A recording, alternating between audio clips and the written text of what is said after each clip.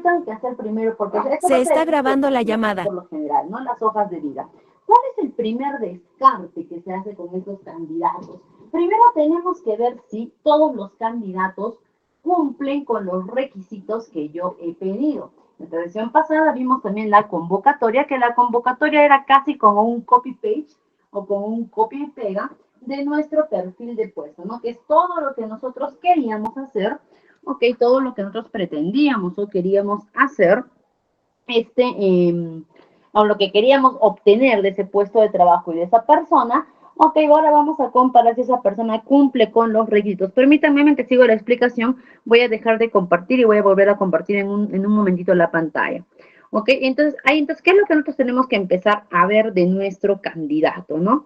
Lo que tenemos que empezar a ver primero es si nuestro candidato cumple con el nivel de experiencia, nivel de conocimientos, la profesión de repente que hayamos solicitado. Primero tenemos que ver si el candidato cumple con todo eso. Y en el descarte de CVs tenemos que ser en realidad bastantes, podríamos decir, bastantes exquisitos, podríamos decir, ¿no? ¿A qué nos referimos con bastante exquisitos? Nos referimos a que en este descarte de CV, no podemos de repente caer en tolerancias o caer de repente en que, bueno, ¿no? Por si acaso, de repente, uno más. No, no podemos caer en eso en el descarte del CV. Por el contrario, en este descarte nosotros tenemos que ser, bastantes, ay, permítame por favor, tenemos que ser bastantes minuciosos. ¿Por qué? Porque de eso va a depender que nosotros podamos obtener al candidato que queremos. Si somos de repente muy ambiguos o muy tolerantes, no vamos a poder encontrar o conseguir este candidato que nosotros realmente queremos. Entonces primero ese descarte, donde por lo general en ese descarte se va la mayoría de mis usuarios, por lo general. En el descarte donde se va, perdón, de mis candidatos, en el descarte, si yo tengo de repente 100 candidatos, por lo menos 50 candidatos se me van en el descarte. ¿Ok? ¿Por qué? Porque a veces no todos cumplen con los requisitos. El pensamiento del candidato es ese. El pensamiento del candidato es, están solicitando esto. Yo no cumplo con el requisito, no tengo esta experiencia de repente, pero por si acaso me postulo. No, de repente están pidiendo, no sé, que sea colegiado y habilitado. Yo no estoy colegiado, pero con todo lo demás sí cumplo. Entonces, por si acaso me postulo, ¿ok? Ese es el pensamiento que suele tener por lo general el candidato. Entonces, y ese pensamiento es lo que nos crea bastante candidatos que no son lo que nosotros necesitamos o lo que nosotros estamos buscando. Entonces, ahí es donde tenemos que decirles adiós. Después de que yo me quede con los candidatos que verdaderamente estoy necesitando, perdón, con los candidatos que verdaderamente hasta ese punto cumplen con los requisitos que yo necesito, ¿ok? Después, después de que pase todo eso, vamos a continuar con ya las pruebas, ¿ok? Cuando estemos con las pruebas, cuando estemos con las pruebas, ¿qué pruebas vamos a aplicar por lo general? ¿Ok? Vamos a aplicar, por ejemplo, la prueba psicológica. ¿Ok? La prueba psicológica vamos a aplicar. La prueba psicológica, ¿para qué la aplicamos? Primero, porque queremos medir dos aspectos, de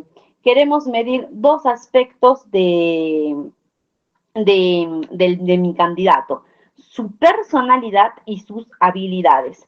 Y mediante las pruebas psicológicas vamos a poder obtener eso, ¿ok? Porque mi candidato a mí me puede decir, yo soy una persona muy responsable, muy empático, muy tolerante, soy una persona que me gusta superarme, mi candidato me puede decir todo. Eso no quiere decir que automáticamente su palabra sea ley o sea verdad, ¿ok? Eso no quiere decir eso. ¿Ok? Lo que quiere decir es que tenemos que comprobar que verdaderamente el candidato, ¿ok?, cumpla con ello. ¿Y cómo puedo comprobar eso? Pues a través de la prueba psicológica. La prueba psicológica me va a arrojar a mí si mi candidato verdaderamente tiene estos rasgos de personalidad, ¿ok? Y también las habilidades. De repente, muchas veces nosotros hemos pasado pruebas psicológicas para trabajos, o mejor dicho, no pruebas psicológicas, de repente hemos pasado algunas pruebas en las que hemos visto que nos hacen de repente colocar números de serie de repente, ¿no? Que nos dicen 4, 8, 10, 14, ¿qué número de serie sigue? O de repente palabras como de repente ¿cuál es el sinónimo de esta palabra? ¿Cuál es el antónimo? Que aparecen más pruebas de razonamiento verbal o razonamiento matemático. Esas pruebas son conocidas como las pruebas psicométricas, que me ayudan a medir el nivel de competencias y habilidades que tienen mis candidatos. Entonces, para eso nos van a servir en primera instancia las pruebas psicométricas, perdón, las pruebas, em, este, para eso nos van a servir las pruebas, ¿ok? Para poder determinar estos dos aspectos, habilidades y personalidad de mis candidatos. Después, ahora, ahí muchas veces nos preguntan, ¿un candidato puede ser descartado de un proceso por no aprobar su prueba psicológica? Sí, sí puede ser descartado de un proceso.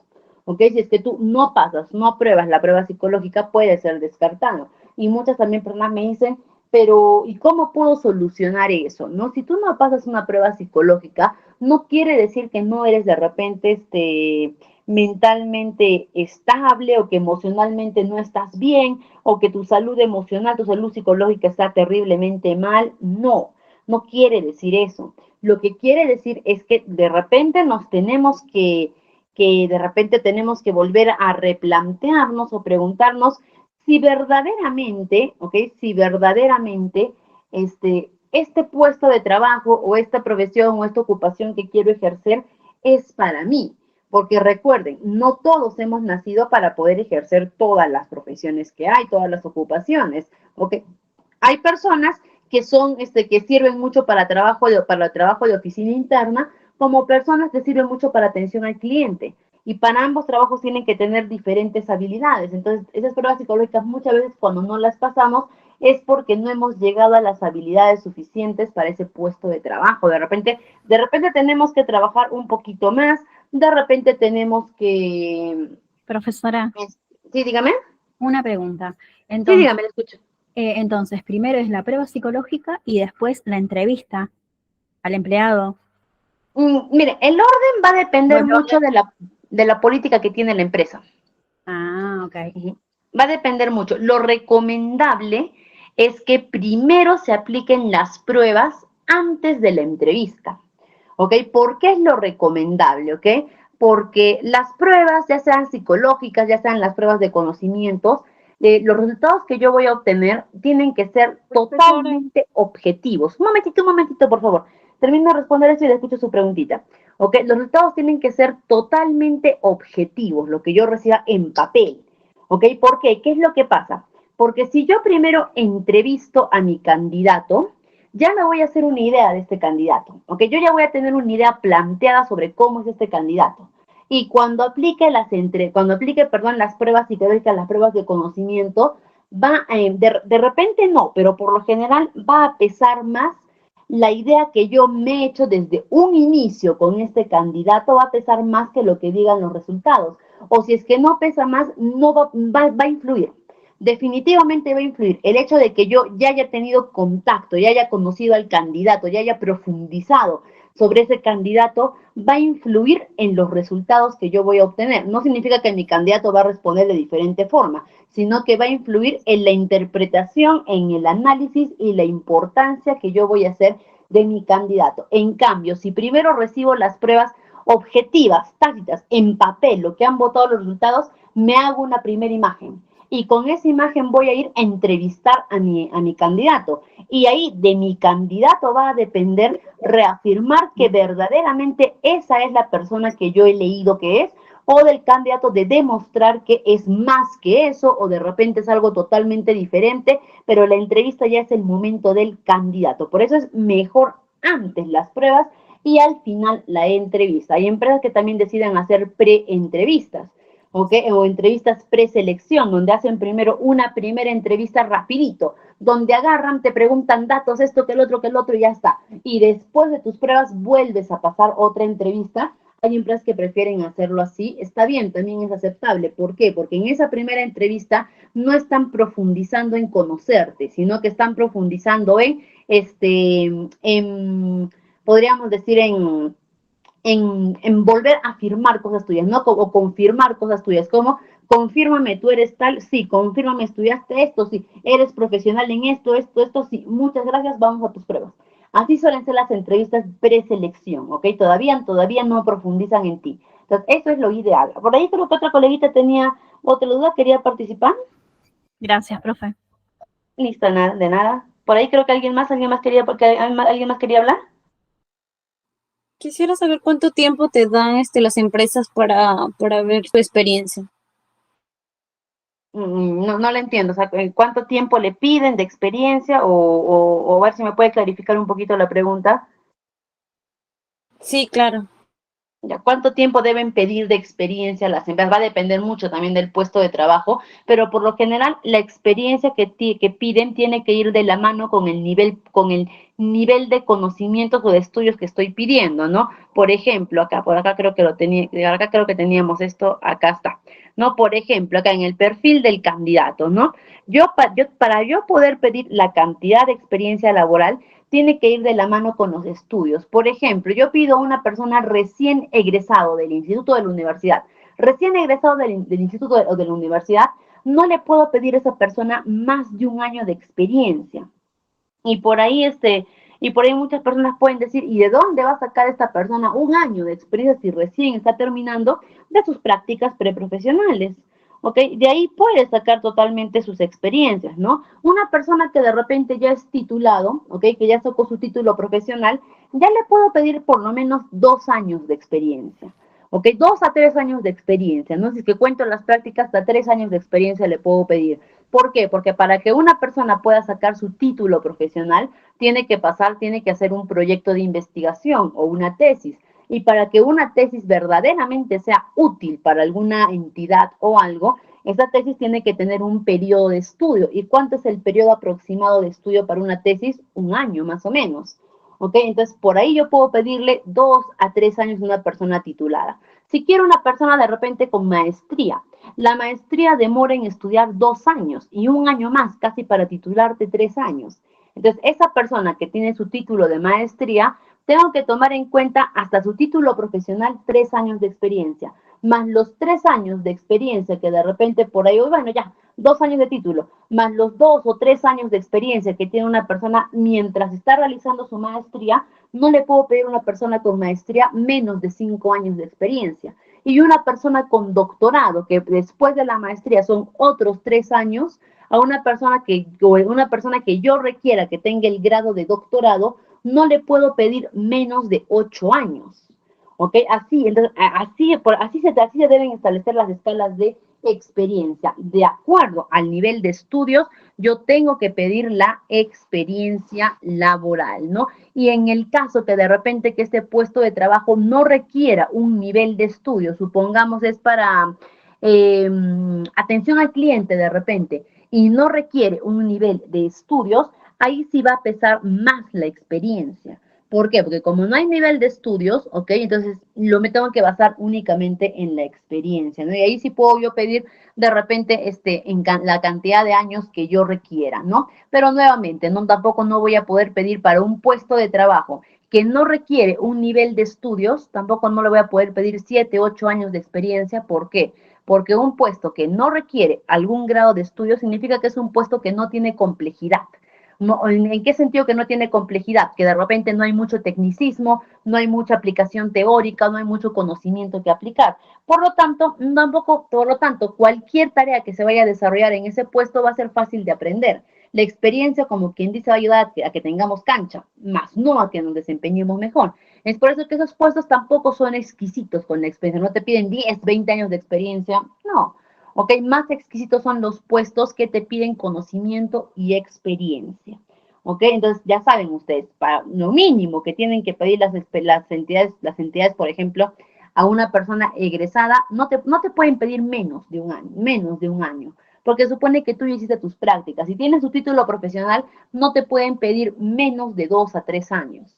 ¿ok? Por eso es muy importante que a la par que vayamos con el crecimiento profesional, también tenemos que ir con el crecimiento laboral, también tenemos que ir con la experiencia, porque si yo, por un lado, me dedico únicamente a estudiar, saco títulos, saco maestría, saco doctorado, pero nunca trabajé en una empresa, nadie me va a dar trabajo.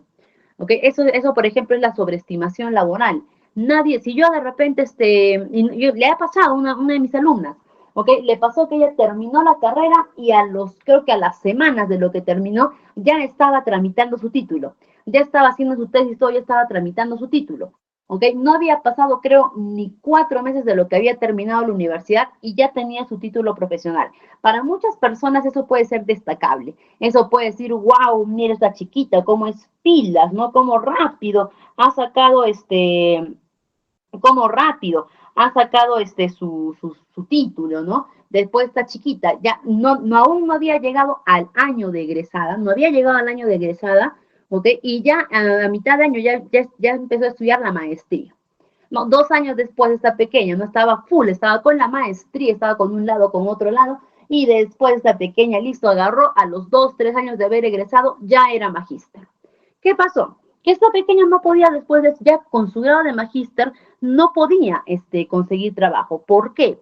Porque decía, me postulo para puestos de asistente administrativa, no me aceptan. ¿Por qué? Porque nadie quiere un asistente que tenga el grado de magíster. ¿Y por qué crees que no quieren? Uno, por ego, ¿ok? Porque el jefe nunca va a aceptar que su asistente tenga un título más alto que el del jefe, nunca. Y ojo, no solamente que el jefe no lo va a aceptar, sino que la estructura organizacional de la empresa, el cuadro analítico de personal, el cuadro de asignación de personal, no va a permitir que el subordinado tenga un grado académico mayor que el jefe. ¿Ok? Eso no estaría correcto. Entonces, primero que nada, el jefe no va a contratar a una persona que tenga un grado, que su asistente tenga un grado profesional más alto que él. Por cuestión de egos, decía ella, ¿no? Y segundo, decían, porque aunque ellos dicen que yo podría hacer un excelente trabajo como asistente administrativa porque conocimiento me sobra, ellos también son conscientes de que es muy probable que yo no dure en el puesto de trabajo. ¿Por qué? Porque si a mí vienen y me ofrecen, yo estoy trabajando como asistente, y alguien viene y me ofrece otro puesto de trabajo mejor, inmediatamente voy a dejar el puesto de trabajo porque con el grado que tengo ya no estoy para ser un asistente. Yo ya estoy en magíster, yo ya estoy para poder asumir alguna jefatura, pero tampoco me dan trabajo en las jefaturas. ¿Por qué? Porque no tengo nada de experiencia laboral. Es decir, para ser magíster que tenga un año, 2 años de experiencia laboral, para ellos no es nada. No, ellos para mi grado de magíster, ellos requerirían que yo tenga por lo menos 5, 6 años de experiencia, ¿no? Entonces, a ver, estoy en ese limbo en el que para algunos trabajos estoy muy sobreestimada y para otros trabajos estoy muy subestimada y estoy en ese limbo, ¿no? Entonces, por eso es que tenemos que tener mucho cuidado de que en la vida profesional, en el crecimiento profesional, no se corre, se camina, ¿ok? No es que yo termino y el que más rápido llega al doctorado gana la carrera, no. La vida profesional no es una carrera, ¿ok? Siempre me decía un profesor, ¿no? La vida profesional no es una carrera de velocidad, es una maratón. Es una maratón en la que tú tienes que llegar a la meta a tu propio ritmo, a tu propio trote, pero tienes que llegar, ¿no? El que corre se tropieza, el que corre se cae, ¿ok? Por lo tanto, la vida profesional hay que ir con calma y todo tenemos que ir de acuerdo al crecimiento, ¿ok? Tengo tantos años de experiencia, es momento de mi título. Aumento esos años de experiencia, momento de mi maestría. Aumento años de experiencia, momento de mi doctorado. Todo es así. ¿Ok? Primero aumento la experiencia, opto por el título. Aumento la experiencia, el otro título. Aumento experiencia, otro título.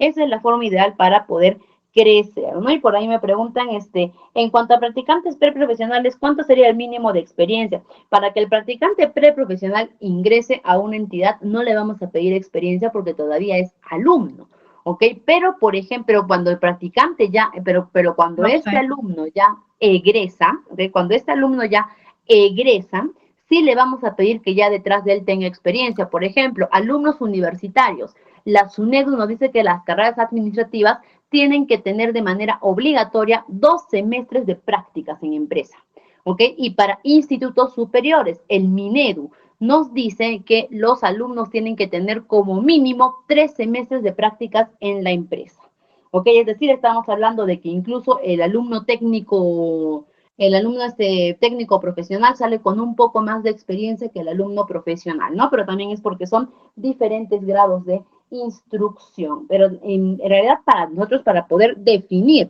la experiencia, va a depender primero de los estudios, pero también va a depender de la política interna de la empresa. Si yo tengo mi empresa privada y yo decido poner que mi candidato recién egresado tenga 5 años de experiencia, estoy en mi derecho de hacerlo. Estoy en Profe, todo mi una derecho de pregunta. hacerlo. ¿Sí? Dígame. Y, por ejemplo, nosotros, bueno, que nos estamos iniciando ahora como asistentes, ¿cuál es, digamos, lo mínimo que se nos pediría como experiencia? Como para un asistente de recursos humanos, lo mínimo que se les va a pedir va a ser 2 años de experiencia. 2 años de experiencia en tareas administrativas, ¿ok? Lo mínimo. Ok. Bien. Eso es lo mínimo que les van a pedir, y no necesariamente en áreas de recursos humanos, sino en áreas administrativas, que ya conozcas el manejo, ¿ok? Eso es lo que te van a pedir, lo mínimo, ¿no? De repente un poco menos, de repente hasta 1 año les pueden pedir, depende mucho del tamaño de la empresa. Por ejemplo, para una pequeña empresa, con 1 año de experiencia la haces, pero ya de repente para empresas un poquito más grandes, no, ahí sí te van a pedir un poquito más de experiencia. Y muy bien, y después viene lo que es la prueba de conocimientos, donde efectivamente, así como yo he comprobado que todo lo que mi candidato acerca de su personalidad, de todo lo que mi candidato me ha dicho acerca de su respuesta, acerca de sus habilidades, de todo ello, así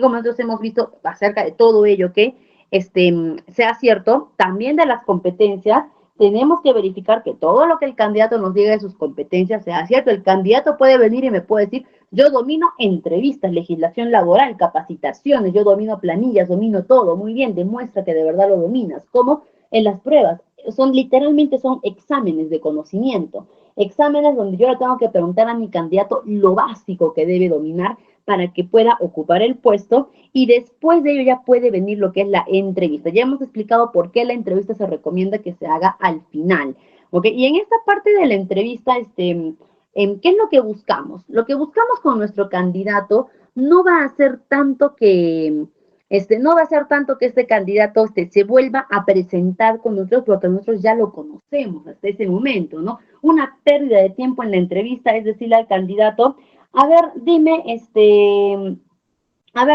o a ver, cuéntame, dónde has estudiado, dónde has trabajado, para qué, si yo ya lo tengo en su CV. ¿Ok? Muchas veces también agarran y no les digo que nos van a dejar de hacerlo, ¿no? En muchas entrevistas seguramente siguen aplicando preguntas que nada suman. Por ejemplo, a veces te preguntan, y dime, ¿por qué dejaste tu última experiencia laboral, no? ¿Por qué dejaste todo? ¿Por qué esto? ¿Por qué te saliste de tu último trabajo? Entonces, ¿y qué esperamos? Que el candidato nos responda en ese rato. Pero ahora nos ponemos en el lugar del candidato. Si yo le digo yo podía salir de mi experiencia de mi anterior trabajo por muchos motivos. De repente me despidieron. Me equivoqué, pues porque todos tenemos derecho a equivocarnos en algún momento, y me despidieron. Si yo le digo en la entrevista en ese rato a mi reclutador, me despidieron de mi trabajo, inmediatamente voy a quedar descartado. ¿Ok? No, ok, yo sé como candidato que voy a quedar descartado. De repente salí porque ya me peleaba mucho con mis compañeros. Si yo le digo, porque ya tenía mucho conflicto laboral con mis compañeros, no me van a aceptar, porque van a pensar que también voy a venir aquí a hacer conflictos. De repente me salí porque, no lo sé, no me renovaron el contrato, ¿ok? Simplemente hicieron una evaluación, renovaron a los mejores y a mí no. Si yo les digo de repente, bueno, hicieron evaluaciones y decidieron no renovarme el contrato, de repente también corro el riesgo que no me contraten, porque de repente pueden pensar que no soy tan competente en mi trabajo. Entonces, el candidato también tiene su propio razonamiento. ¿Y qué es lo que va a decir? El candidato, no, esa pregunta por lo general no nos van a responder con la verdad. Si nos dicen la verdad, es muy probable que el reclutador agarre y lo descarte. ¿Ok? Pero si el candidato agarra y nos miente y nos dice, bueno, yo he salido, quedo muy agradecido con mi empresa, pero era momento de crecer, era momento de nuevamente, volver a abrir mis alas y buscar nuevas experiencias, nuevos conocimientos, y estoy muy interesada en poder trabajar con ustedes. Ahí sí, ¿no? El reclutador va a decir, ay, qué bonita respuesta, eso sí me gustó, entonces sí te quedas. ¿ok? Eso pasa, ¿ok? Pero ¿qué es lo que está buscando el reclutador? Ahí no está buscando la verdad, está buscando cuál es la mentira más bonita que le puede decir el candidato. Si yo de verdad quiero saber por qué mi candidato se fue de su anterior empresa, no se lo pregunto a él. Voy a su CV, busco las referencias y llamo a las referencias. Las referencias, ellos me van a decir ello, ¿ok? Entonces, sí, a veces también te preguntan, ¿no? Dime, ¿cuál es tu peor defecto? Y una respuesta que yo creo que todos en algún momento le hemos dicho pensando que era la correcta, ¿no? Hemos dicho de repente, mi peor defecto es que soy muy perfeccionista. Soy muy detalloso, soy muy perfeccionista, eso no es un defecto, ¿no? Pero nuevamente, ¿qué pasa? Razonamiento del candidato.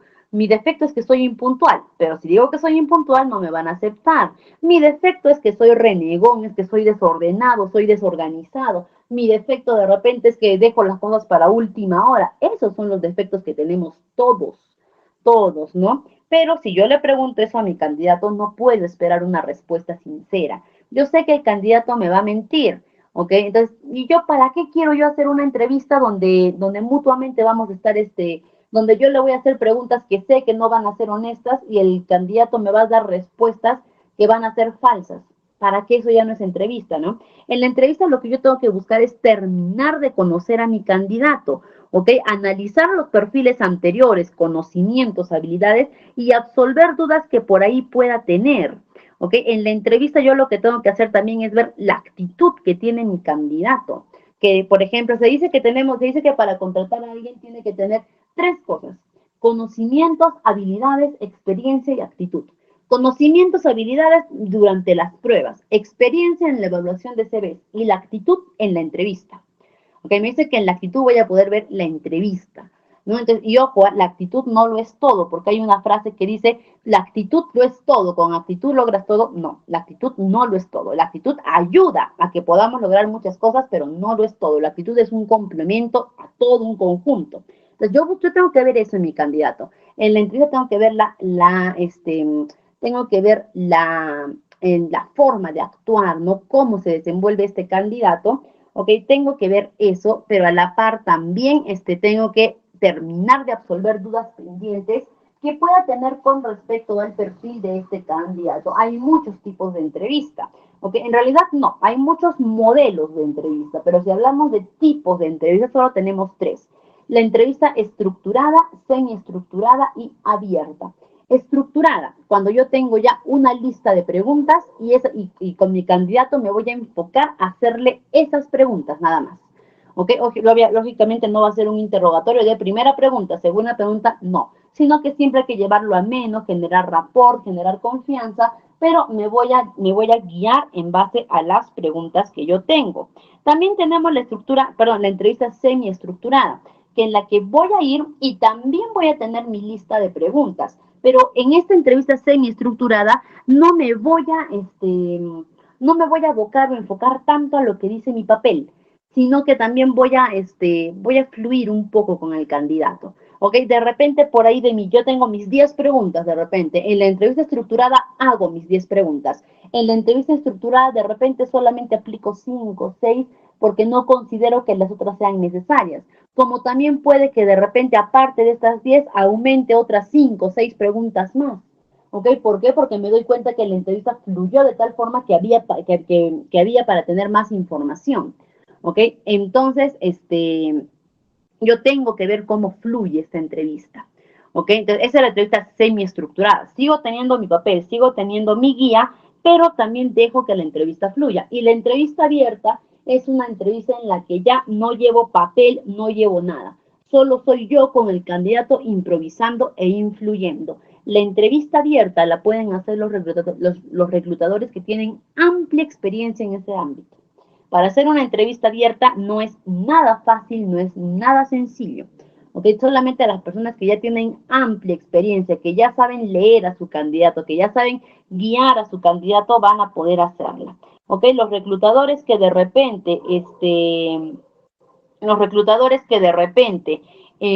no tengan tanta experiencia, o de repente los que recién se están iniciando en el proceso de realizar entrevistas, siempre con su entrevista estructurada. Siempre, ¿ok?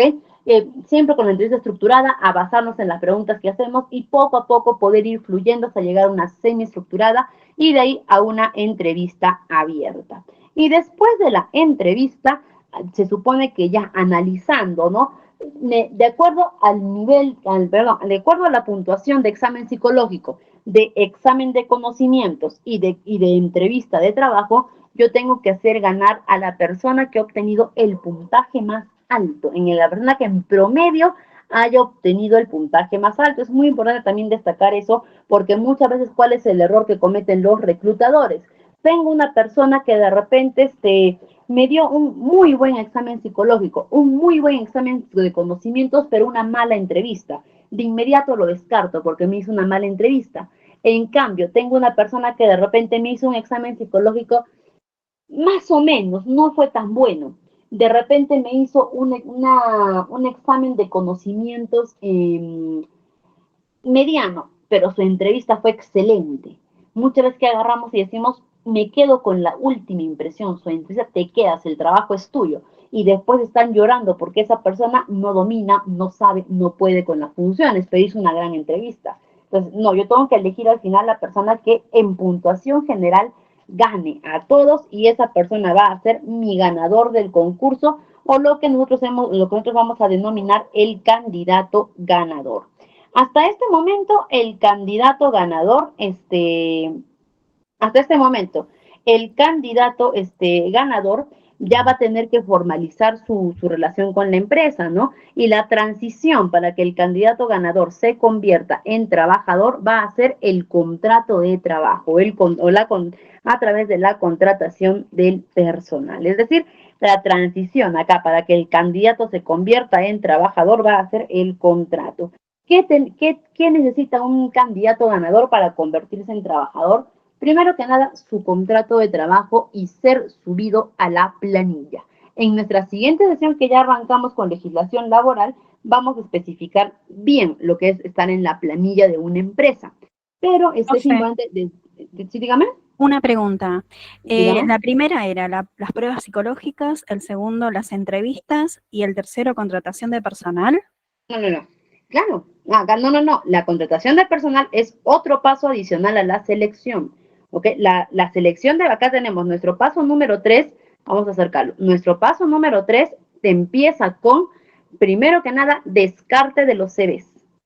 Pruebas psicológicas, prueba de conocimiento y entrevista. Después de estas etapas, yo ya tengo que tener a mi candidato ganador. Y solamente mi candidato ganador va a pasar a mi cuarta etapa de todo el proceso, de todo el concurso de contratación, que ya es el contrato de trabajo. ¿Ok? Esta es otra etapa diferente a la selección, porque hasta la etapa número 3 yo tenía candidatos. A partir de la etapa número 4 ya tengo trabajador, ya tengo al nuevo trabajador.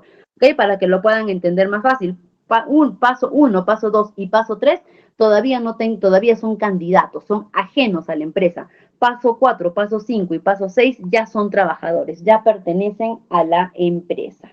Contratos de trabajo. No vamos a profundizar ahorita mucho en el contrato de trabajo porque nuestra siguiente sesión de legislación laboral, ¿ok? Ahí vamos a hablar más sobre el contrato de trabajo. ¿Qué es lo que vamos a hablar básicamente ahorita del contrato? Primero, ¿qué es el contrato? Es la formalización legal que existe entre el trabajador y el empleador, donde ellos ya alianzan su relación laboral. ¿Quiénes pueden firmar un contrato de trabajo? ¿Ok? Y más que quienes pueden firmar un contrato de trabajo, yo la cambiaría la pregunta por quiénes pueden ser trabajadores de la empresa, porque ya hemos dicho que ser trabajadores implica firmar el contrato y ser subidos a la planilla de la empresa, subir a la planilla de la empresa. ¿Ok? Yo puedo firmar un contrato, pero si no estoy en la planilla de la empresa, no soy trabajador todavía de la empresa. ¿Ok? Entonces tengo que, de la mano con el contrato va la planilla de trabajo. ¿Ok? Entonces, ¿quiénes pueden ser trabajadores de una empresa? ¿Quiénes pueden firmar un contrato y ser elevados a la planilla de una empresa? Primero, cualquier persona mayor de edad, cualquier ciudadano mayor de edad puede ser trabajador de una empresa. Las personas que tienen menos de 18 años pero que están legalmente emancipados, que han llevado un proceso judicial donde un juez ha determinado su emancipación legal, es decir, que aún siendo menores de edad, ellos asumen todos los derechos de una persona mayor de edad, también pueden pertenecer a la planilla de una empresa, también pueden ser trabajadores. Si soy mayor de 16 años y menor de 18 años, es decir, soy menor de edad, pero mayor de 16 años, también voy a poder pertenecer a la planilla de una empresa, también voy a poder ser trabajador, pero tengo que tener el permiso de mis tutores, ¿ok? Tengo que tener el permiso de mi tutor legal para poder trabajar. Y por último, los extranjeros, personal extranjero que cuente con el permiso laboral o la permanencia dentro del país, ¿ok? También va a poder ser trabajador y poder elevarse a la planilla. Existen, la contratación de personal puede ser de forma verbal o puede ser de forma escrita. Existen ambos contratos. Lo importante es que ya sea de manera verbal o de manera escrita, me eleven a la planilla. Esto es lo más importante, ¿ok?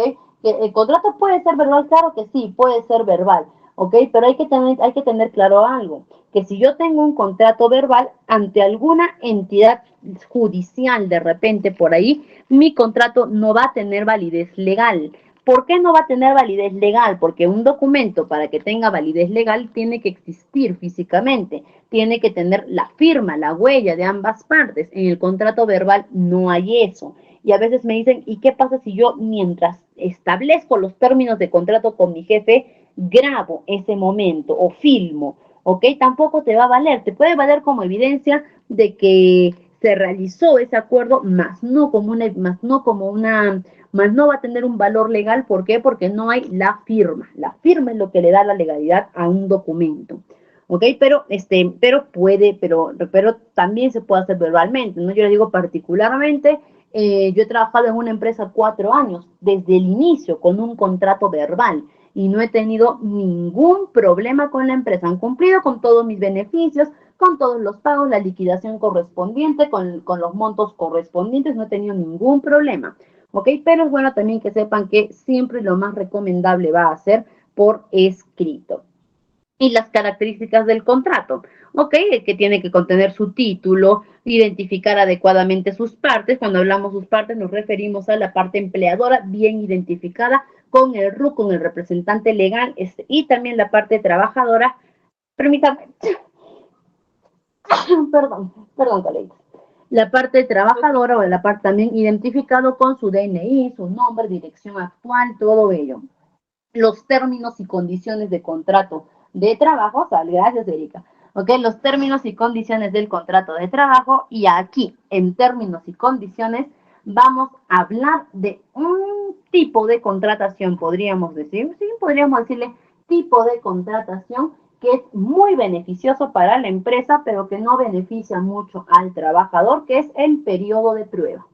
Dentro de cuando yo estoy realizando un contrato de trabajo, la empresa tiene el derecho de ponerme a periodo de prueba. ¿Cuánto tiempo me puede poner en periodo de prueba? Máximo 3 meses.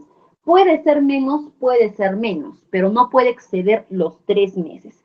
¿Qué significa que yo esté en periodo de prueba? Primero que nada, tus beneficios en periodo de prueba tienes los mismos beneficios que cualquier trabajador. Tienes que estar en la planilla, tienes que recibir tu remuneración completa, tienes todos tus derechos legales, ¿ok? Tienes todo, ¿ok? Tus beneficios. No significa que por estar en periodo de prueba vas a estar fuera de la planilla o no te van a pagar el sueldo. No, periodo de prueba es lo mismo, ¿ok? Pero ¿cuál es el beneficio para la empresa al darte el periodo de prueba que no es tan beneficioso para el trabajador? Y es que me dice que durante estos 3 meses de periodo de prueba, yo como empresa te puedo despedir en cualquier momento. En nuestra sesión anterior, nosotros vimos cómo era un proceso de despido, ¿no? Vimos que era bastante tedioso, bastante complicado, porque había que buscar las evidencias, armar el expediente administrativo del Ministerio de Trabajo, la carta de preaviso de despido. No habíamos visto que el proceso era bastante tedioso, pero en esta ocasión, durante el periodo de prueba, ¿ok? La empresa te puede despedir en cualquier momento, sin razón. La empresa puede venir, de repente, llevas una semana trabajando, la empresa puede venir y te puede decir, ¿sabes qué, Vania? Muchas gracias por esta semana, pero ya no continúas. ¿Por qué? ¿Por qué no continúo? ¿Qué he hecho mal? ¿En qué me he equivocado? La empresa está, los jefes, no sé, los encargados se han reunido y han determinado que ya no vas a seguir, te vamos a pagar lo que tú has trabajado, porque te tienen que pagar. Te vamos a pagar todo lo que todo lo que hasta el momento se te adeuda y ya no continúas. Yo podría denunciar de repente al Ministerio de Trabajo a todos lados, sí, pero no va a llegar a más mi denuncia porque prevalece ese derecho de la empresa, del puesto de confianza. ¿Ok? Como digo, es beneficioso para la empresa, pero no es beneficioso para el trabajador. Para los trabajadores, como por ejemplo nosotros asistentes, por ejemplo, es máximo 3 meses. Para los trabajadores de confianza, por ejemplo, que hay trabajadores que ocupan puestos de asesoramiento, para los gerentes, por ejemplo, su periodo de prueba se puede extender hasta los 6 meses. Dentro de 6 meses en cualquier momento se les puede sacar. Y para el personal directivo, los que asumen de repente gerencias, supervisores, jefaturas, todos ellos, su periodo de prueba de ellos se puede extender hasta 1 año. Es decir, en 1 año en sus funciones, en cualquier momento ellos los pueden sacar. ¿Ok? Por eso vemos a veces que en las empresas agarran y de la noche a la mañana se fue el jefe de finanzas, ¿no? De la noche a la mañana y todos dicen, uy, ¿qué habrá pasado? ¿Por qué se fue? Pero vemos así, ¿no? Que de la noche a la mañana lo sacan porque pueden hacerlo. Nuevamente, ¿y dónde tiene que figurar ese periodo de prueba? Ese periodo de prueba, la empresa tiene 2 opciones. Uno, o me puede redactar un contrato exclusivo para el periodo de prueba y una vez que este finalice, darme el contrato oficial, como que dice ya el contrato fijo, o 2, también me pueden dar el contrato fijo, supongamos que me están contratando ahora en febrero hasta diciembre del 2024. Me pueden dar ese contrato hasta diciembre, pero aquí, en los términos y condiciones, me van a colocar 3 meses de periodo de prueba. Es decir, si tu contrato que estás firmando ahora termina en diciembre, pero estos 3 meses te podemos sacar en cualquier momento y este contrato queda nulo. ¿Ok? Por eso también siempre que firmen un contrato, lean los términos y condiciones. Describir tus funciones que vas a realizar, los detalles de tu compensación, cuánto va a ser tu sueldo, cuánto te van a pagar, cuándo te van a pagar, cómo te van a pagar. Tienen que describir todo ello y términos de contrato específico. Por ejemplo, ¿qué puede ir en los términos de contrato específico? Existe algo que se llama bigamia laboral, por ejemplo, ¿no? ¿Qué es bigamia laboral? O bigamia, por ejemplo, ¿qué es solamente la bigamia?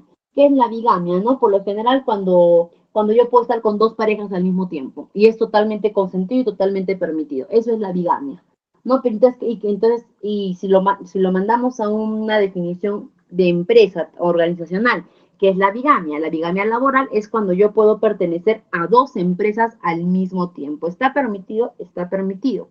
Yo puedo trabajar en 2 empresas, puedo ser trabajador de las 2, es decir, puedo estar en la planilla de las 2 empresas, salvo con 2 excepciones. Una excepción, que haya cruce de horarios, que el cruce de horario de una empresa se cruce con el otra, ya no puedo trabajar. Y 2, que una de mis empresas, en sus términos de contrato específico, me pida la exclusividad laboral. Si una de las empresas dentro del contrato figura lo que es exclusividad laboral, quiere decir que esa empresa quiere que únicamente trabaje para ellos y para nadie más. Y si yo firmo el contrato y acepto esta exclusividad, ya no voy a poder trabajar para otra empresa. Y si aún así yo agarro y decido irme a trabajar para otra empresa adicional, eso puede ser causal de disolución de contrato. Es decir, te vas de esta empresa a la que no cumpliste con el contrato de trabajo. Repito, estimados, esta parte del contrato vamos a tocarla muy superficialmente porque vamos a volver a hablar del contrato en nuestra siguiente sesión. Y una vez que ya mi trabajador o mi candidato final firmó su contrato de trabajo, ahora sí ya es mi trabajador. ¿Ok? Y como mi trabajador, ahora antes de que inicie sus funciones, tiene que pasar por su inducción de personal. ¿Qué tipos de inducción? 2 tipos de inducción. Inducción general, inducción específica y la evaluación. ¿Qué vamos a ver en la inducción general? Esta inducción general está a cargo del área de recursos humanos. En esta inducción al trabajador se le va a dar las indicaciones generales de la empresa. Por ejemplo, acá ya se le da su primera charla de seguridad y salud en el trabajo, Se le va de repente a dar detalles de repente de la empresa, horarios que manejamos, políticas, reglamento, hemos visto también política disciplinaria, ¿no? Las políticas disciplinarias que trabajamos, las políticas disciplinarias que trabajamos nosotros, todo ello, ¿no? Incluso también entra lo que es la socialización, presentar a todos los compañeros de la empresa, ¿no? Hacerles saber que es el nuevo, hacer incluso una pequeña reunión de integración para este nuevo candidato, perdón, para este nuevo trabajador. Y la inducción específica, por el contrario, ya no está a cargo de recursos humanos. La inducción específica va a estar a cargo de su jefe inmediato o el superior inmediato de este puesto de trabajo, ¿no? En el que ya le van a dar acá las funciones específicas de tu puesto. Tú te vas a encargar de esto, tú vas a hacer esto, vas a utilizar esto, ¿no? Y recuerden que las inducciones son evaluadas. ¿Por qué? Porque yo tengo que asegurarme que mi trabajador haya entendido todo lo que tiene que realizar, todo lo que tiene que hacer,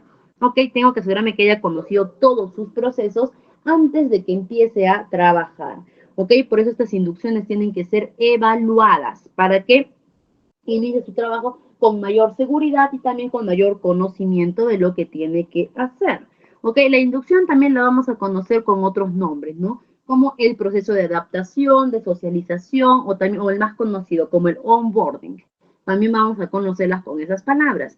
Y por último, ya viene nuestro último paso, que es el seguimiento de personal. Que aunque sea el último paso, no le resta la importancia, porque de hecho es un paso que también puede marcar una definición dentro de todo este proceso. ¿En qué sentido una definición? ¿Qué es lo que vamos a hacer en el seguimiento? En el seguimiento nosotros vamos a evaluar al trabajador que ya tenemos y para eso tenemos el periodo de práctica, perdón, el periodo de prueba para evaluar al candidato, para eso está, para poder evaluar, para poder supervisar al candidato. Ahora, ¿qué es lo que vamos a medir de este candidato? O lo que esperamos de este candidato. Esperamos buena productividad, esperamos que tenga una visión clara de los objetivos, esperamos que tenga una actitud proactiva hacia el trabajo, esperamos que esté creciendo información y que sea eficiente en sus funciones. Eso es lo que tenemos que evaluar. ¿Ok? Entonces, es por eso que el candidato está en el periodo de prueba porque está en constante evaluación. Y aquí nos hacemos la pregunta. ¿Qué pasa si después de evaluar a mi candidato no es lo que yo esperaba? ¿Okay? ¿Qué pasa si este candidato no cumple con lo que yo quería, no es lo que estaba esperando? ¿Qué podemos hacer en este caso, no? Muy bien. Lo que podríamos hacer en este caso es, tenemos dos caminos y es importante indicar primero que nada, ¿ok? Si el trabajador que contraté no es lo que yo esperaba para el puesto, no reniegues contra el trabajador, reniega contigo. Tú te equivocaste. Cuando no contratamos a la persona ideal, el reclutador se equivocó, el trabajador no, el reclutador. ¿Ok? Y ahora tienes dos opciones, pero es importante mencionarte que las dos opciones te van a costar. Te van a costar tiempo, te van a costar interés y sobre todo te van a costar dinero. Te va a costar dinero. ¿Cuáles van a ser? Uno, primero, y la más factible, la que más recomendamos, ¿ok? Si ese trabajador no es lo que yo esperaba, voy a tener que reinvertir en su capacitación. Voy a tener que capacitar a este trabajador hasta que llegue al nivel que yo necesito que llegue. ¿Okay? Voy a tener que trabajar en ese trabajador hasta que pueda alcanzar el nivel esperado. ¿Okay? Ese es mi primer tope. Hasta que mi trabajador llegue al nivel que necesita. ¿Ok? Y en la segunda opción, hay que evaluar también, ¿no? Si de repente yo veo que a pesar de que yo invierto en capacitación, no va a lograr el nivel, que está muy lejos del nivel requerido, ya tendré que agarrar y sacar al trabajador. Es decir, aplicar mi carta del periodo de prueba y sacarlo, ¿no? Votarlo. Pero, ¿qué implica votar al trabajador? Que voy a tener que volver a iniciar todo este proceso desde el inicio. Y por ahí a veces alguien me dice, Miss, ¿y no sería más recomendable llamar al que quedó en segundo lugar para que ocupe ese puesto? No es recomendable. ¿Por qué? ¿Por qué no es recomendable? Porque primero, si yo me he equivocado, primero que nada, yo tenía mis candidatos finalistas, ¿ok? Y yo he contratado al mejor de estos finalistas. ¿Qué quiere decir? De que si el mejor no era el ideal, el resto de finalistas tampoco iban a ser los ideales. ¿Por qué? Porque, y no es culpa de los candidatos, yo me he equivocado en algo. De repente me equivoqué en que no elaboré bien el puesto de trabajo, el perfil de puesto. No definí bien las competencias, no definí bien la experiencia, no sé, pero de repente fallé ahí, como de repente fallé en el reclutamiento. De repente la convocatoria no fue adecuada, no llegó de repente al público necesario, al público objetivo, o de repente debía ser de repente una convocatoria más abierta, más o debí de repente publicar en una oferta en más lugares de trabajo, no sé, pero de repente la falla puede estar ahí. De repente en la selección, de repente mi proceso no fue el adecuado, mis pruebas no las apliqué bien, mi entrevista no fue la más adecuada, puede ser. De repente en el contrato de trabajo, ¿ok? De repente el contrato fue de repente muy rápido, muy abierto, de repente o de repente el contrato no era nada beneficioso, poco motivador, puede que ahí esté mi falla. O de repente mi contrato está en la inducción. De repente no le di una adecuada inducción, no le enseñé adecuadamente cómo tiene que manejarse, ¿ok? Puede que también esté ahí mi falla. No sé, pero de que algo ha fallado, pero dónde ha fallado, no sé, y tampoco lo voy a poder saber. Y la única solución es volver a trabajar desde el inicio. Ojo, ¿puedo volver a aceptar a los mismos candidatos? Sí, claro que sí. De repente a mis finalistas, de repente mis finalistas agarran y me dicen, si lo han votado y nosotros, no es recomendable agarrar y decir que pase el segundo lugar, el tercer lugar, no. Lo ideal es de repente que puedas convocar a tus finalistas y decirles, ¿no? Ustedes me van a volver a pasar la etapa de selección. Tienes que volver a evaluarlos, pero esta vez ya con las correcciones que tú has realizado. Es un proceso mucho más tedioso que el primero, incluso es mucho más tedioso, pero es el resultado de no hacer bien las cosas desde un inicio. ¿Ok? Entonces, cuando me equivoco de trabajador, de que me va a costar, me va a costar. Me va a costar tiempo, me va a costar dinero, me va a costar interés, va a ser muy agotador, muy cansado. Es por eso que lo recomendable es hacerlo bien desde el inicio, que es lo que yo puedo recomendarles. Y ahora sí, estimados, vamos a pasar a nuestro siguiente tema, ¿ok? Que siga de la mano, porque ya lo que estamos trabajando ahorita ya es netamente legislación laboral, ¿ok? Desde que hemos empezado a hablar de contrato, inducción y seguimiento, ya hemos empezado a hablar netamente de legislación laboral. Y ahora vamos a ver nuestra sesión que precisamente lleva ese nombre, legislación laboral. Permítanme, por favor, mientras aperturo el material para poder compartirles la pantalla. A ver, ya está. Muy bien. Un momentito, por favor. Mientras está cargando. Mira, están cargando acá los anuncios, propagandas, no sé qué tanta cosa sale acá. Listo, ahora sí, ya voy a poder compartir para que todos podamos visualizarlo. Ok, ya. Ay, que no sé qué pasó, estimados. Se colgó, creo, no sé, a ver. Listo, ahora sí vamos a poder verlo. Listo, ahora sí, estimados, ya lo solucioné. Les comparto la pantalla y vamos a ver este tema que en realidad, si es que nosotros nos ponemos a pensar en legislación laboral, de repente se nos puede venir a la mente legislación, leyes, laboral, trabajo, ya está. ¿Qué es la legislación laboral? Son las leyes que regulan el trabajo. Permítanme, ese no es el material.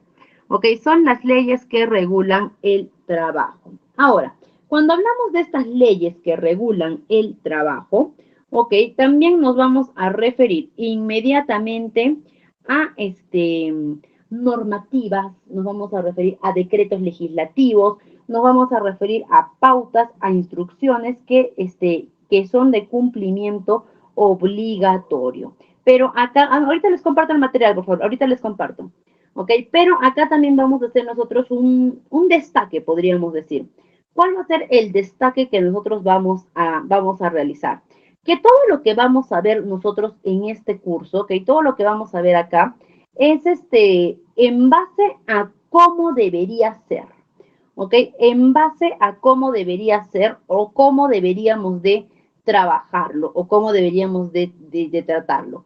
Más vamos a poder observar que no necesariamente eso se va a adaptar a nuestra realidad, ¿ok? Vamos a poder ver eso, que eso no necesariamente se va a adaptar a nuestra realidad. ¿Por qué? Porque nuestra legislación laboral tiene un problema. Y es que la legislación laboral es bastante amplia. Disculpen, colegas, si se ve de repente mucho la publicidad, todo ello, pero ahora sí. Listo. Nuestra legislación laboral actualmente tiene un problema, ¿ok? Que es bastante amplia y es muy ambigua y es muy abierta a la interpretación. Y muchas personas interpretan eso de acuerdo a lo que debería ser, como otras personas también agarran e interpretan esto, o interpretan nuestra legislación a su conveniencia, o lo que a ellos les parece, o como ellos quieren verlo. Y es por eso que existe mucho la informalidad laboral. No es como la legislación penal, por ejemplo. La legislación penal es una legislación rígida, en la que te dice, tú cometes un delito, tú pagas por ello. ¿Ok? Supongamos, yo fui y maté a una persona. Fui, agarré y disparé y maté a una persona. ¿Qué me dice la legislación laboral? La legislación penal me dice cárcel. Cárcel de inmediato. Mataste con intención, es cárcel. No importa que yo vaya al juez y le diga, juez, ¿sabe qué? He conversado con la familia del fallecido y hemos llegado a un buen acuerdo. Ya no queremos sanción, nada. El juez me va a decir que bueno, pero cárcel. Es cárcel. ¿Ok? A diferencia de la legislación laboral, que la legislación laboral me dice que la negociación interna entre trabajador y empleador puede llegar a tener más peso que la propia ley. ¿Ok? Es por eso que existe la informalidad. ¿Ok? Porque no tenemos una legislación laboral rígida, sino que por el contrario es bastante ambigua. Y nuevamente les repito, nosotros vamos a hablar durante de acá hasta que termine el curso, vamos a hablar todo sobre legislación laboral desde sus diferentes ámbitos, ¿ok? Pero vamos a explicar cómo debería ser correctamente, que de repente va a diferir mucho de lo que vemos en la realidad. Y vamos a empezar primero por las características de la legislación laboral. Me dice que las características de la legislación laboral son dos, ¿ok? El derecho laboral individual y el derecho laboral colectivo. ¿De qué me habla el derecho laboral individual? Me dice que es la parte de derecho que se preocupa por los deberes y los derechos de los trabajadores individualmente. ¿Ok? ¿A qué nos referimos con individualmente? A que va a hablar de cada trabajador por sí solo, cada trabajador como uno solo. En cambio, el derecho colectivo me va a hablar de esta rama de trabajadores, ¿ok?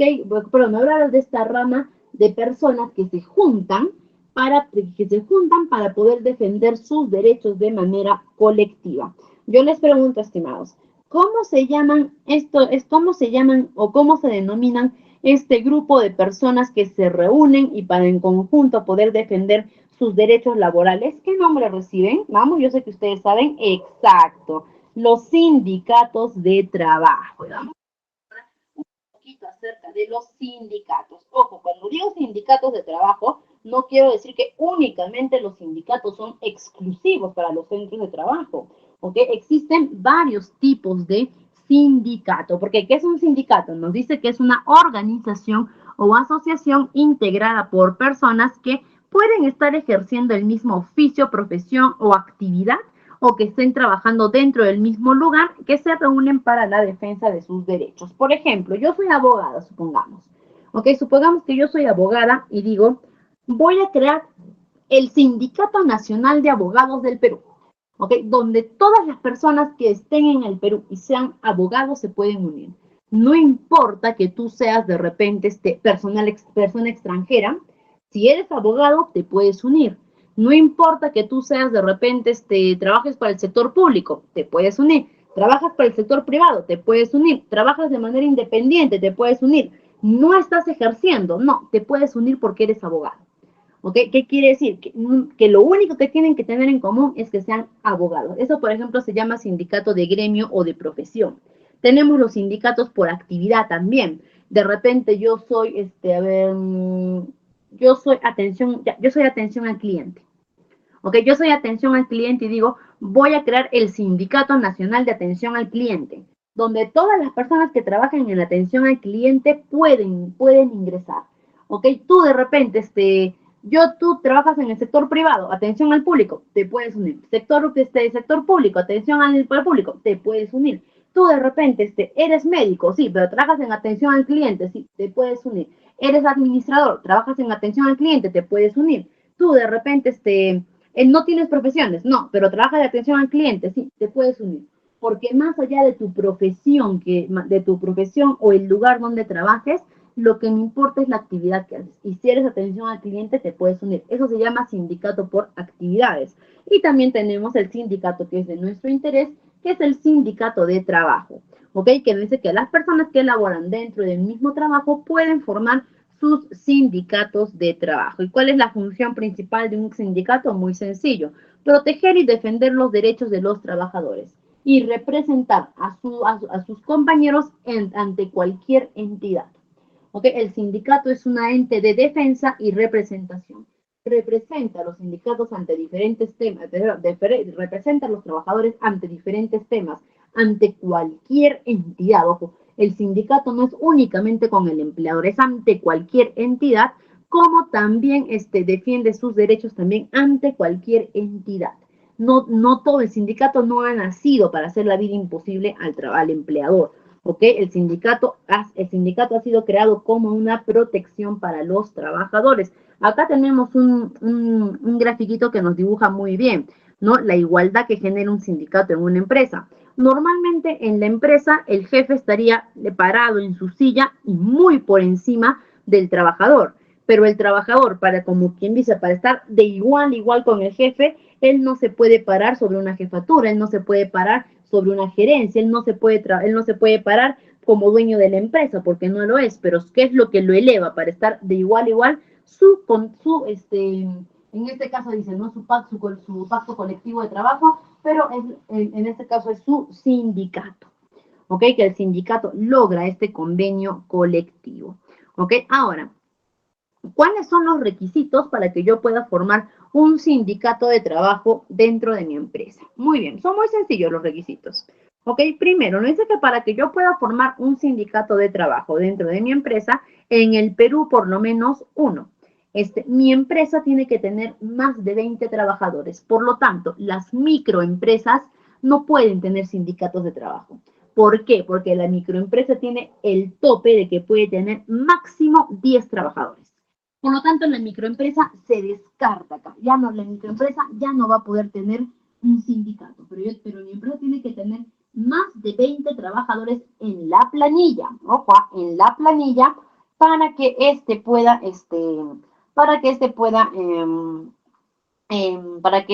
formar su sindicato. ¿Por qué 20 personas? Porque el sindicato tiene que estar conformado mínimamente por 20 personas. ¿Qué quiere decir? Que si mi empresa tiene 30 trabajadores, pero 20 de esos 30 trabajadores no se quiere sindicalizar, tampoco vamos a poder formar un sindicato. ¿Ok? Porque mi sindicato tiene que tener tiene que afiliar como mínimo a 20 trabajadores de la empresa.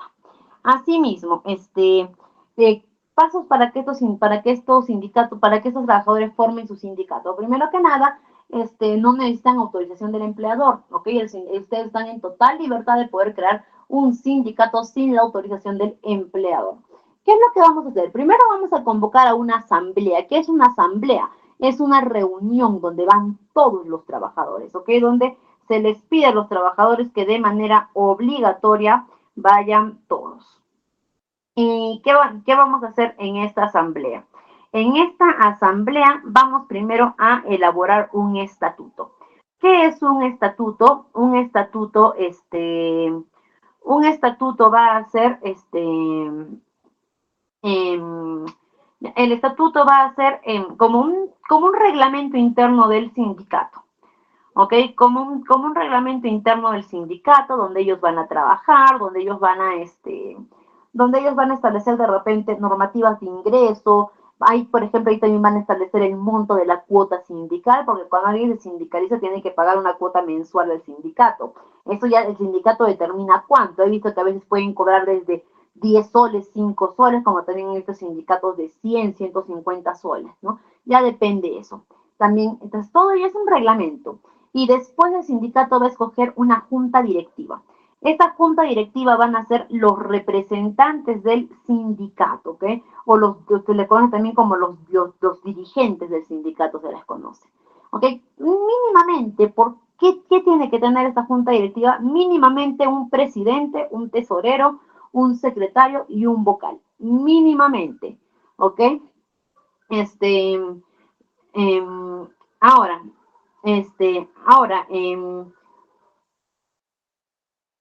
ahora, ahora también, ¿qué más tiene que tener este sindicato? Bueno, entre más grande,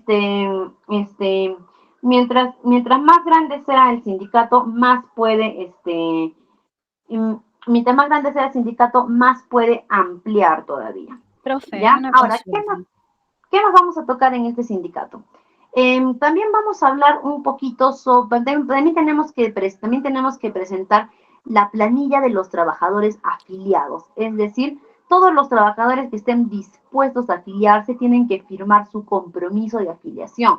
No es simplemente que yo dispongo quiénes entran, quiénes no, no. Entrar al sindicato es totalmente voluntario. Entonces, se pasa Profe, una planilla, sí, dígame. nosotros también somos los encargados de supervisar a los sindicatos. No somos encargados de supervisar sindicatos, pero Ajá. sí vamos a encargarnos de muchas veces arbitrar las negociaciones entre sindicatos y empleadores.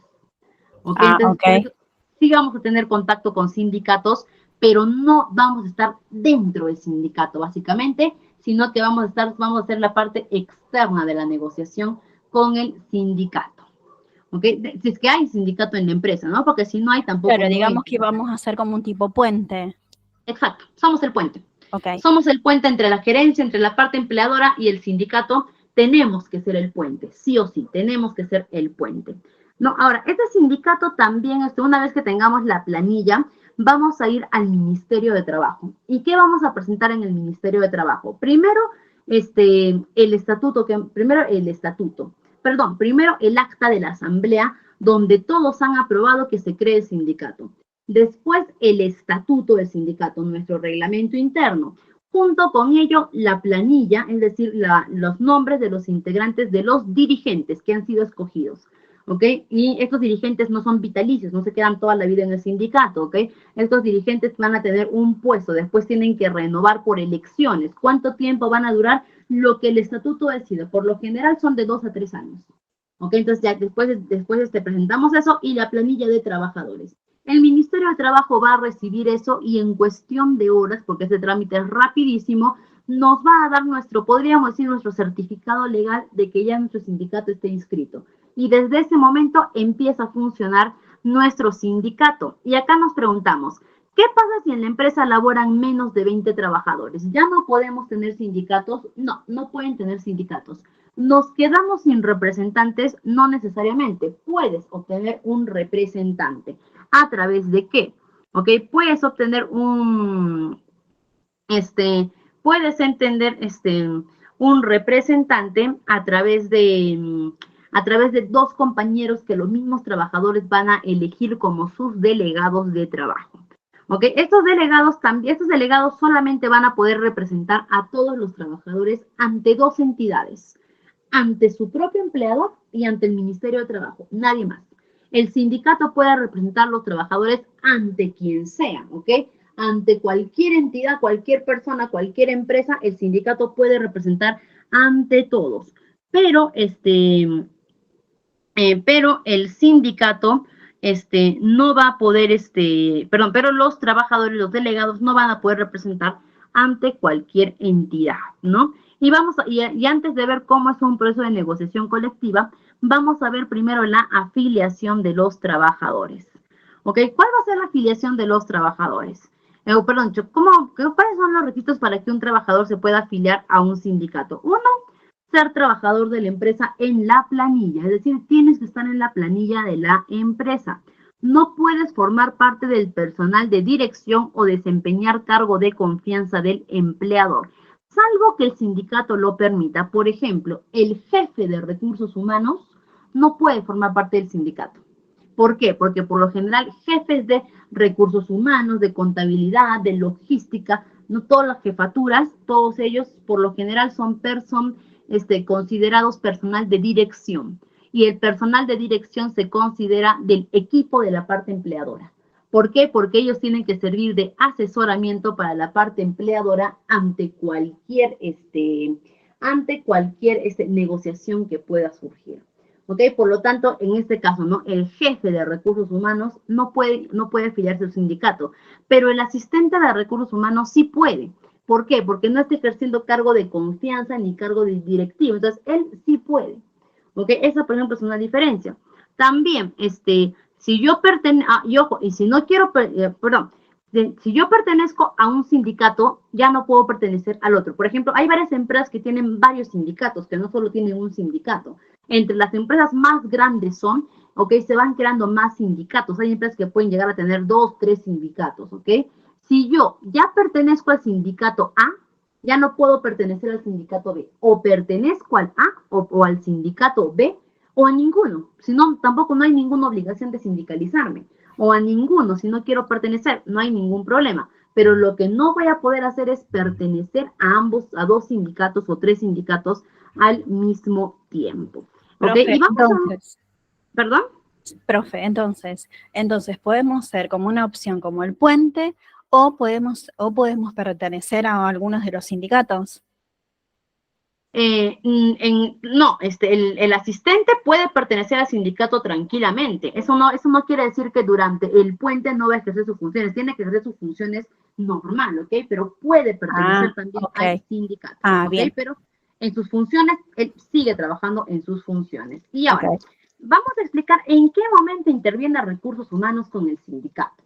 El sindicato, por lo general, cuando el sindicato sienta que de repente se está vulnerando algún derecho suyo, va a elaborar un pliego de reclamaciones. O cuando el sindicato de repente quiera algún beneficio o quiera de repente algo más que o quieran cubrir alguna necesidad, puede elaborar un pliego de peticiones, ¿ok? La negociación no necesariamente se va a dar porque hay un conflicto o algo, no. La negociación simplemente también se puede dar porque los trabajadores quieren algo y el jefe quiere negociar un poco, nada más, ¿ok? Listo. Ahora, supongamos que llega el momento en que los sindicatos hacen su pliego y van a presentar a la empresa, a la parte empleadora.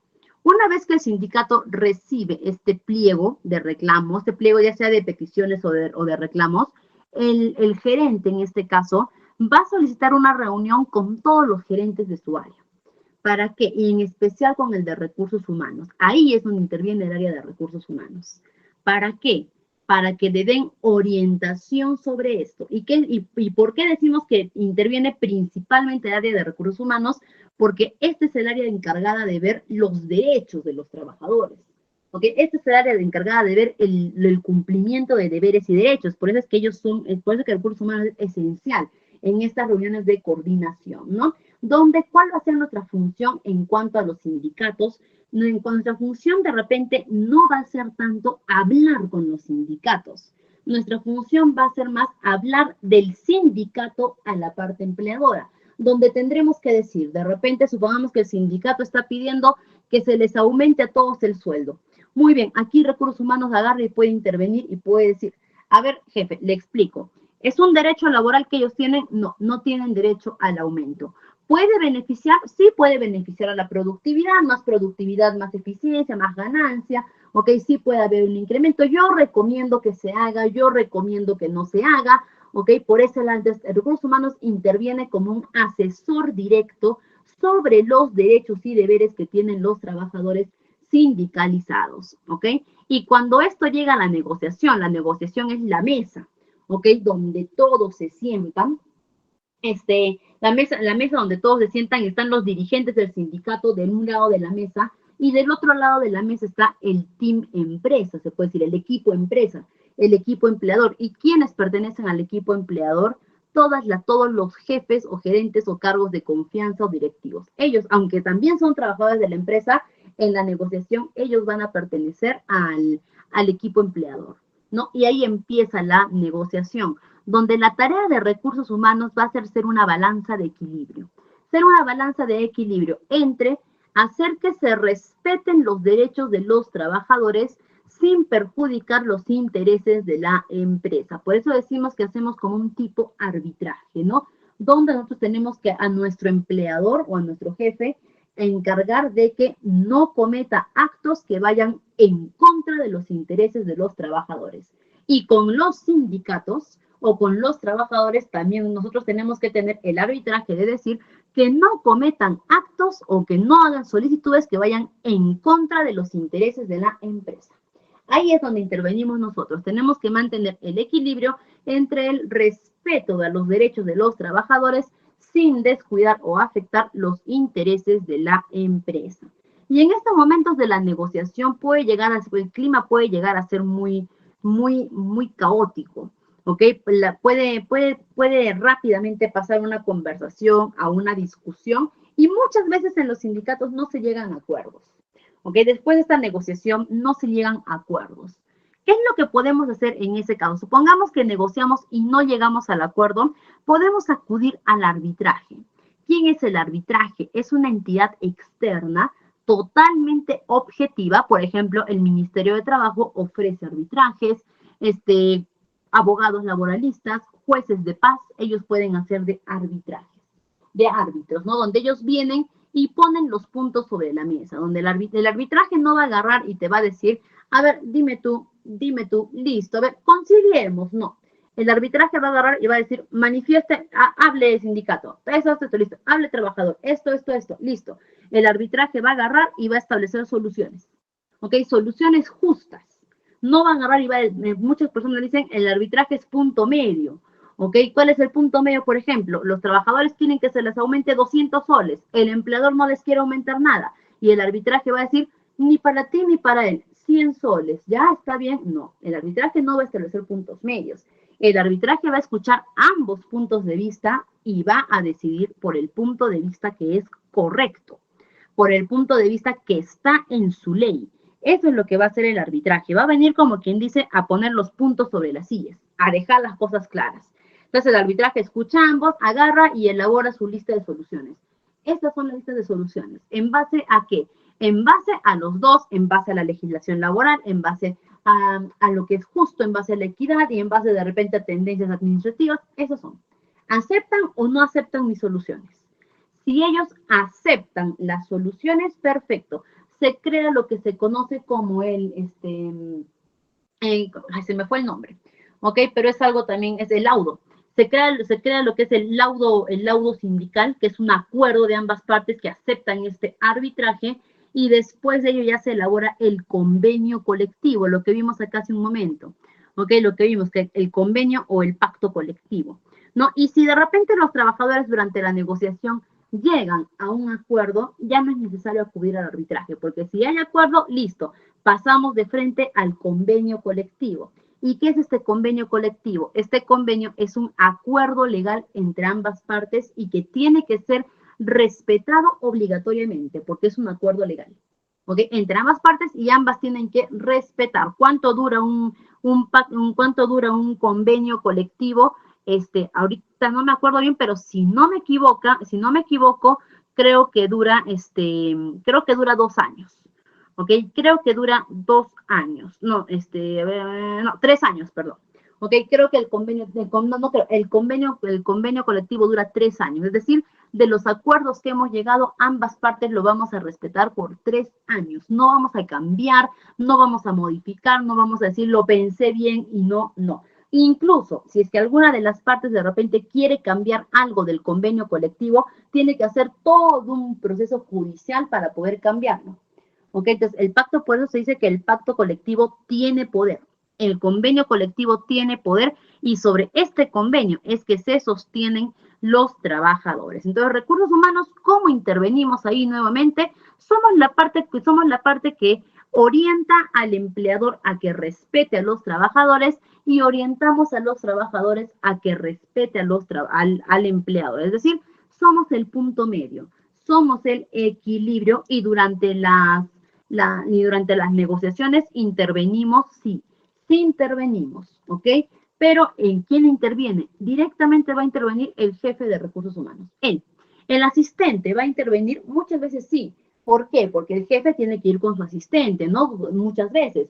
Entonces, el asistente por ahí puede estar de repente redactando documentación, puede estar también dando aportes de ideas de solución. El asistente también puede estar de repente por ahí apoyando con las reuniones, con las gestiones. El asistente apoya en todo lo que el jefe necesite. ¿Ok? Entonces, básicamente esa es la intervención. Y para poder cerrar nuestro tema del día de hoy, vamos a poner un ejemplo de cómo deben trabajar adecuadamente nuestros sindicatos. Y vamos a tocar este ejemplo, que es un pequeño caso práctico, que de repente muchos al ver la imagen que estamos viendo ya recuerdan rápidamente este penoso accidente del año 2022, ¿no? Del camión de bomberos que colisionó contra el avión y producto de ello dejó la lamentable pérdida de 3 bomberos y pérdidas millonarias. ¿Ok? Pero por ahí nos podemos preguntar, ¿y qué tiene que ver esto con los sindicatos? Muy bien, a grandes rasgos comentamos. Una vez que se dio este accidente, el Departamento de Investigación Criminalística del Callao, provincia donde queda el aeropuerto, vinieron y se llevaron inmediatamente detenidos a los 2 pilotos comerciales de la TAM. Agarraron, vinieron esposados y se los llevaron. ¿Ok? Lo cual era un acto totalmente injusto. ¿Por qué? Porque no habían a quienes se tienen que llevar detenidos o arrestados a personas que ya hay responsabilidad comprobada. En este caso no había responsabilidad aún porque recién había sucedido, no había ni siquiera investigación. ¿No? Entonces, era un acto que estaba yendo totalmente en contra de los derechos de estos pilotos. ¿Y quiénes fueron los primeros en alzar la voz? No fue la empresa LATAM, no fue tampoco las administradoras del aeropuerto. Los primeros en alzar su voz de protesta fueron el sindicato de pilotos de LATAM Perú, que dicho sea de paso, el sindicato de trabajadores de LATAM es uno de los sindicatos más grandes que tenemos en el Perú, pero en este caso es el sindicato de pilotos de LATAM, ¿ok? Donde ellos fueron los primeros que alzaron la voz y emitieron un comunicado diciendo que esta acción iba en contra de la cultura positiva de seguridad que ellos habían elaborado. Y asimismo que este arresto era completamente prematuro porque no había ninguna investigación y por el contrario, se estaba haciendo creer a la opinión pública de que al llevarse detenidos estos pilotos, se estaba dando a entender a la opinión pública de que ellos tenían responsabilidad en el accidente, cosa que aún no se había demostrado, ni siquiera, cosa que aún no se había demostrado, ¿ok? Ni siquiera se había analizado nada, lo cual iba a resultar perjudicial para estos pilotos, por lo que ellos solicitaban su liberación inmediata, ¿no? Y para ejercer aún más presión, la Federación Internacional de Asociaciones de Pilotos Aéreas, de líneas aéreas, es decir, como cuando ya hablamos de asociación internacional, estamos hablando como del sindicato de sindicatos, ¿no? Ya el sindicato máster, un monstruo organizacional, ¿no? Agarró y les dio todo su respaldo a este sindicato que estaba exigiendo que liberen a sus 2 compañeros. Y ante la presión que ejercía esta Federación Internacional, porque ¿qué quiere decir que dé su respaldo? Ni nada más que los apoya. No, en que de seguir cometiendo estos actos que van en contra de la cultura positiva de seguridad para los pilotos aéreos, el aeropuerto de Perú fácilmente podría declararse como lugar non grato para hacer escalas, ¿no? Y recuerden que el aeropuerto, ¿cuánto cobra cada avión por hacer simplemente una escala? Entonces, estaríamos hablando de pérdidas económicas bastante fuertes, ¿no? Entonces, ante ya esta presión que se ejerció gracias al sindicato de pilotos aéreos, fue que se ordenó la inmediata liberación de estos 2 pilotos. ¿Por qué? Porque era un hecho justo. Y es que esa es la finalidad de un sindicato, defender a sus trabajadores por encima de todo, ¿ok? Defender a los trabajadores por encima de todo ante cualquier entidad, no necesariamente solamente con el empleador, sino ante cualquier entidad. Y recuerden, ¿no? Recursos humanos tiene que brindar apoyo a los sindicatos, sí. ¿Ok? El sindicato no es enemigo de la empresa.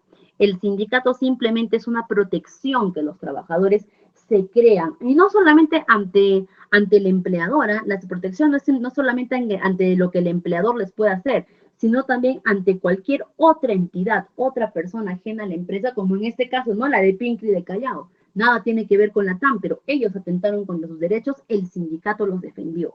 ¿Ok? Entonces, el sindicato no son el perro y el gato, el sindicato y la empresa no son el perro y el gato que pelean, no. De hecho, hay muchas empresas que tienen relaciones muy bonitas con sus sindicatos, de mucha unión, trabajan mano a mano. Aniversario de la empresa, el sindicato apoya. Aniversario del sindicato, la empresa festeja. ¿Ok? es muy importante es muy importante la existencia de sindicatos dentro de las empresas. Lógicamente, sindicatos justos, no los sindicatos que han sido, que se han creado con una finalidad y después terminan con otra finalidad, como por ejemplo el proselitismo político, ¿no? Donde uno entra en un sindicato para la defensa de sus derechos y terminan hablándote sobre quién va a postular para alcalde, para gobernador, para presidente. Eso es desviar totalmente la finalidad de un sindicato. Y muy bien, estimados, antes de culminar, vamos a ver qué temas tenemos para nuestra siguiente sesión. En nuestra siguiente sesión vamos a seguir viendo legislación laboral, pero esta vez ya vamos a ver desde los regímenes laborales. Vamos a ver la diferencia entre el régimen general, la pequeña empresa, la microempresa, construcción civil, régimen minero en cuanto a beneficios laborales a los trabajadores. Vamos a ver si hay diferencia en los beneficios laborales, si son los mismos. Vamos a ver más que todo para que ustedes puedan ver la diferencia entre ellos, ¿no? También vamos a ver los derechos y deberes de los trabajadores y por último, y en nuestra siguiente sesión vamos a empezar lo que es el cálculo de horas extras. Ok, entonces vamos a quedarnos hasta aquí, estimados. Quedo muy agradecida con todos ustedes. Nos vemos en nuestra siguiente sesión para el día jueves y que sigan teniendo un excelente inicio de semana. Estimado coordinador, muchas gracias por su apoyo. La sala es toda suya. Gracias, licenciada Vania. Bueno, para comunicarles que ya lo he compartido en el enlace del examen, del formulario, pueden accederlo, está en el grupo de WhatsApp. Y para los que no han estado presentes quizás al inicio de la clase, voy a compartir una vez más para explicarles en qué consiste. A ver, un ratito. Como les mencionaba, ya les compartí el enlace del examen. El examen va a estar habilitado hasta el día viernes 23 de febrero. El examen es único, ya que tiene un registro de su DNI. El examen consta de 10 preguntas, de las cuales 8 tienen un puntaje de 2 puntos y 2 preguntas de 1 punto, haciendo un máximo de 18 puntos. Al momento de iniciar el examen, no hay un tiempo de límite para que puedas finalizar el examen. El examen solo es un intento y la nota mínima para aprobar es de 14. Y recuerden que para poder optar por un certificado, ya sea PRO o el certificado ITEC, se necesita, o ese es un requisito, tener una nota mínima de 14 o a más dentro del examen único. ¿Alguna consulta ¿Este con examen ellos? es para ahorita? No, el examen, como les digo, lo pueden desarrollar ahorita si desean, o hasta el día viernes, hasta las 10 de la noche tienen para poder desarrollarlo. Como Ay, les digo, profesor, gracias. como les digo, desarrollenlo cuando tengan tiempo, háganlo de manera tranquila para que puedan desarrollar o desenvolverse muy bien en el examen. Una consulta, buenas noches. ¿Y la clase del día jueves no va a entrar en el examen? Dentro del examen van a entrar todos los temas. Para el día jueves yo les voy a estar habilitando ya lo que vendría a ser también las clases del semana 6 o de la sesión número 6, lo que vendría a ser el manual de clase.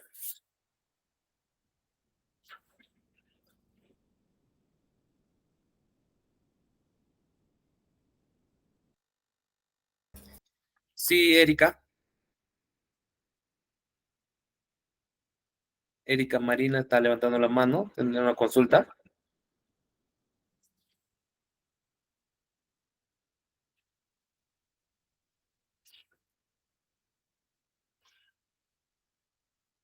Bueno, nadie más, alguien que tenga una consulta, otra consulta.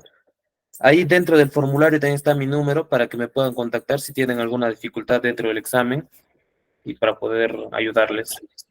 Coordinador, no sé si se me escucha. Sí, sí se escucha. Te quería hacer una consulta con respecto al curso. Yo soy desde acá de Argentina y quería saber si tiene validez aquí. El certificado. Sí. Bueno, el certificado va a tener, dependiendo de qué empresa, tendría que averiguar si la empresa, dentro de la empresa donde usted está postulando para laborar, si tiene validez el certificado o no. Porque Ok. va a depender Bien. bastante de eso. Ok. Bien. Está perfecto. Gracias. Ya de nada. ¿Alguna otra consulta para poder ya finalizar la sesión del día de hoy?